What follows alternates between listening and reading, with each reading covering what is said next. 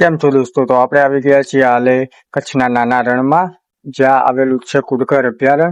તો આપણે હાલ રોકાયા છીએ કુડકર અભયારણ્ય. તો મારી પાછળ જોઈ રહ્યા છો ને તમને જો આ છે કુડકર અભયારણ્ય ને આપણે જઈ રહ્યા છીએ વસરાજ દાદાના મંદિરે દર્શન કરવા માટે. તો તમને બતાવું, જો આ રસ્તો જાય છે કચ્છમાંથી સીધો રણમાંથી બરોબર વસરાજ દાદાના મંદિરે. તો આપણે ત્યાં જવાનું છે. તો અહીંયા કુડકર અભયારણ્ય આપણે રોકાયા હતા ફોટોશૂટ વગેરે કરવા. તમને પણ બતાવી દઉં, જોઈ લો.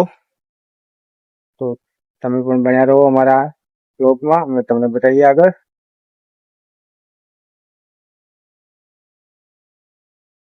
નમસ્કાર દોસ્તો, તો આપણે આવી ગયા છીએ વસરાજ દાદાના મંદિરે, જે આવેલું છે નાના રણમાં કચ્છના. તો મારી પાછળ જોઈ રહ્યા છો, આ છે મંદિર. અહીંયા આપણે દર્શન કરી રહ્યા હતા. આપણે દર્શન કરીને હવે આપણે બહાર આવ્યા છીએ.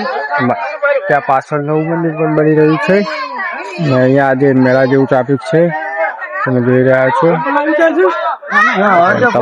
તમે પણ અહીંયા આવવું હોય તો આવી શકો છો. તો રાધનપુરથી તમારે બાસપા આવવાનું રહેશે. બાસપાથી કોડતા આવવાનું થશે. કોડતાથી પછી કાચો રસ્તો આવશે કુડકર અભયારણ્ય સુધીનો. કુડકર અભયારણ્ય પછી તમારે સીધું રણમાં રસ્તો રહેશે 20 કિલોમીટરનો.